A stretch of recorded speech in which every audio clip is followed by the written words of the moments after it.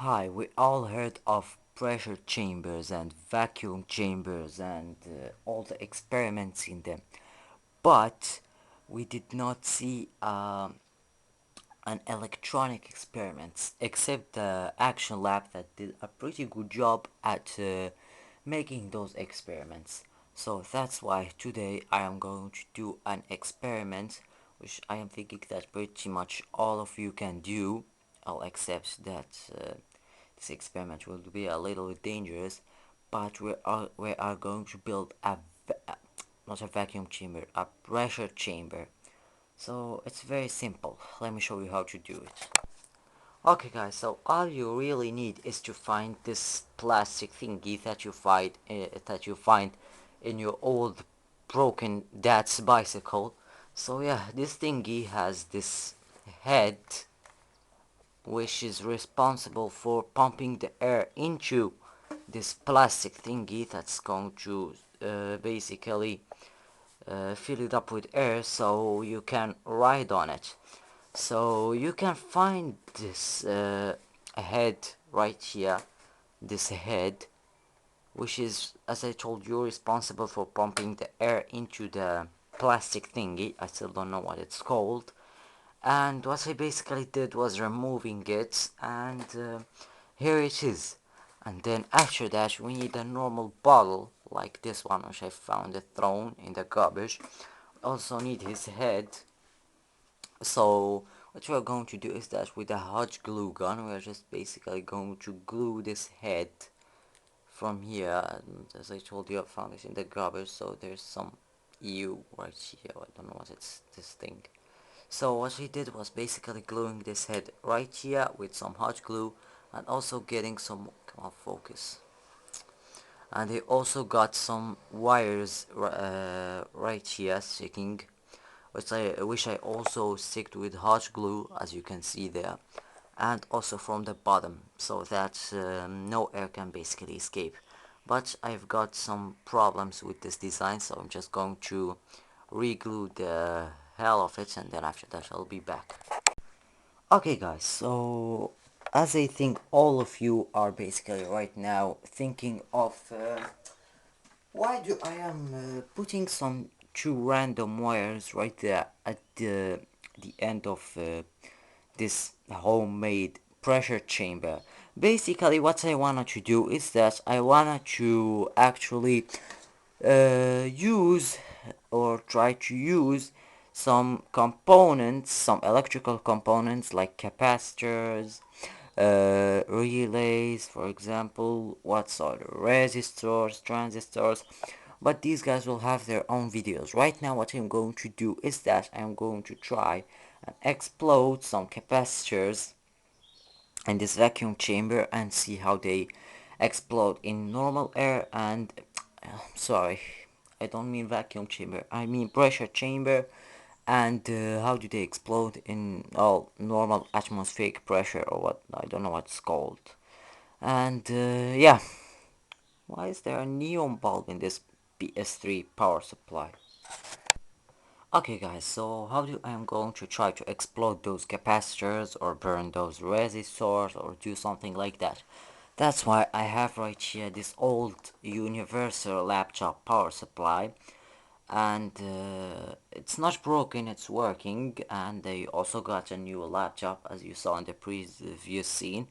So this guy right here is just going to be thrown, and I want to utilize him. This power supply can do from 12, 15, 16, 18, 19, 20, 24 volts, and with a current of, let me see, from 12 volt, come on, focus, what is this camera?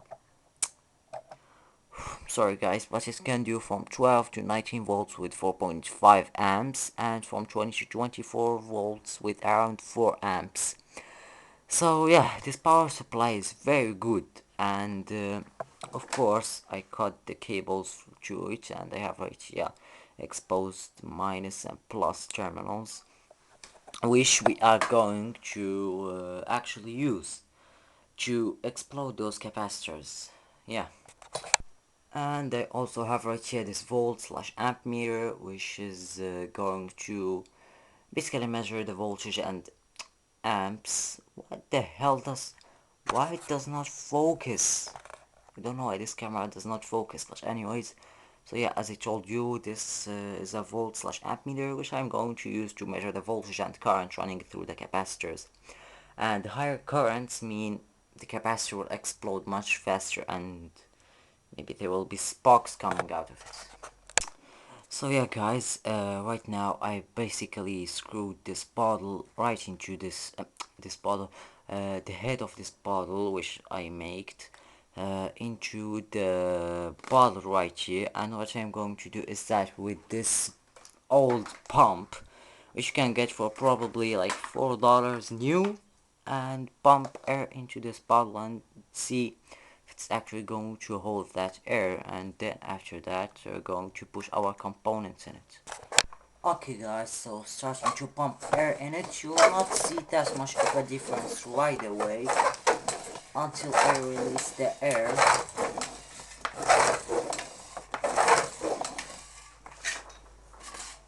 Oh my god, it's like right now a solid rock. But as I release the air, did you hear that? All of that air was trapped inside, and why there's like some cloudiness in there. Anyway, so yeah, as I told you, the air is going to be inside right here, trapped, which is going to, I don't know, somehow press on those components and see. Because from what I learned is that if, for example, a resistor burns in there, it's going to burn very fast because there's so many air in it. But this air consists of CO2, and I don't think that this will make it any faster, because from what I learned in the physics, you need only oxygen, and if you was having only oxygen right here, then I don't know what will happen. This whole bottle will explode when the capacitor or resistor burns. So yeah.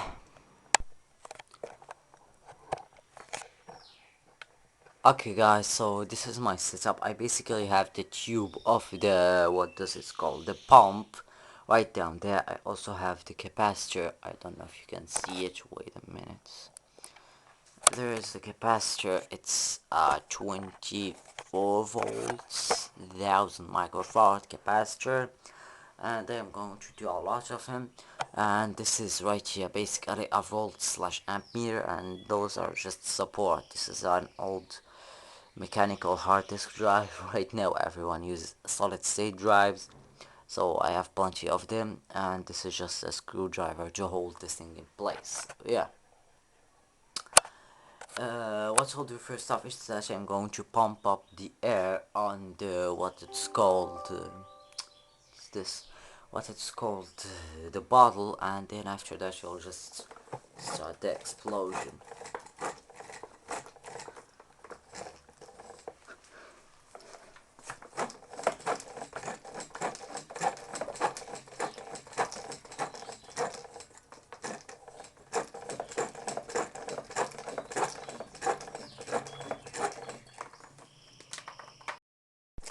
Okay guys, trying out again since last time nothing worked. And I also noticed that, my god, nothing's want to work. The capacitor is just...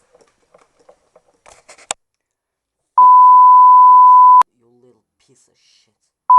Bitch. Guys, I was like, this... Okay guys, this is the last attempt. I will not do anything other than that.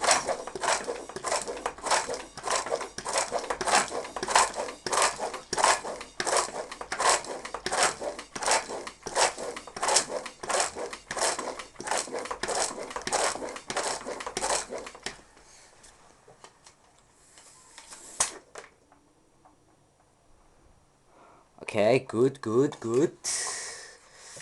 Okay, that wire, this holder got removed. Okay.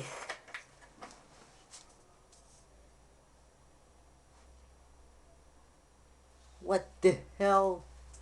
Why no current is flowing? As you can see, it's zero. What? My wiring is wrong? Oh my god. Let me. Oh, of course, my wiring has to be wrong. Of course.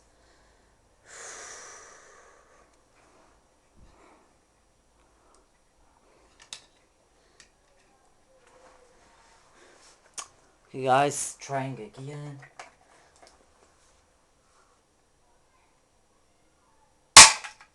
Whoa! Did you saw that? Almost, it was like 6 amps of current flow. Oh, wait a minute, you can see it. 6 amps of current. Wow! I cannot believe that. Wow, look at. Wait a minute. Those fumes are very bad. Wait a minute. We have to see this together. Wait a minute. Wow. What is that? Oh my god, this is so beautiful. Look. Wow. The capacitor. Wow. Wait a minute. You have to see this. I can't let it out. Look at that. This is the inside of a capacitor. Look. Damn it! This camera does not focus at all. Wait a minute. Let me change one of these things. Is it now a little bit better? Anyways, so as you can see, this is the inside of a capacitor. As I told you in my last... Oh, I did not post that video. So basically a capacitor has these tiny foils that with them stack together like this with this conductor, whatever this is called. It's like separated paper or something like that. She makes that capacitance. So, and why the capacitor exploded that much? First off, because the current was too high, and second is that because the pressure inside of this can uh, was basically pushing it together so that it could easily smash it. And so wow, I'm sorry, I'm very bad at English, so yeah, I'm not even in United Kingdom, United States. I'm in Morocco, and yeah, let's try that again. Okay guys, I have right here a resistor. I was just starting to pumping and I forgot to stop the recording. So yeah, we've got same setup, nothing changed except that I now have a resistor as a load, and yeah, that's still good. And what I'm actually thinking of is that didn't this power supply say that it can only supply 4 amps? And we've got like 6 amps for a second. Maybe it can do like 6 amps peak or even 10 amps. Okay guys, starting the resistor and absolutely nothing happens. Okay guys, I'm raising the voltage to 24 volts, 30 volts, 32.8 volts. That's the maximum this power supply can do. And if I told you earlier that it can do only 24 volts, I made a tiny change in it so that it can output more than that. So yeah, one of the two things again. My wiring is wrong, or this resistor has like very big resistance, and also as you can see it don't have pretty much any air down there. So yeah, let me try to see what's the problem. Okay guys, we are having another capacitor again. uh, wow, this one exploded right away. Holy crap, did I pass like 31 volts through this capacitor? Wow, it was like a bomb. Did you see that 4 amps peak current? Wow, what's going on, guys? Should we try another one? Let's try another one. Okay guys, this is the last capacitor that I have, and I'm just going to try it out directly. I'm not going to keep it up in this. Oh my god, this is still cloudy, as you can see. So yeah, let's try this one exactly right here in front of our eyes. So yeah, these are 10 volts, 220 microfarads capacitors, and yeah, those are very fun to play with. I mean, actually, videos like these ones that have explosions and experiments get so many views, so that's why I'm going to just start doing experiments like these guys. Experiments, of course, in washing machine. Do you think that I forgot Samsung washing machines and parodies and stuff like that? No, of course. The only thing that I'm scared to broke is my laptop screen. It's new, I'm just scared. So yeah, we're having this mirror thingy right down there, the actual capacitor. Wait a minute. Yeah, so let's do this. At 3, 2, 1. Wow! That was super violent. Look at it. So yeah, that was my video for today, and thank you for watching, and bye.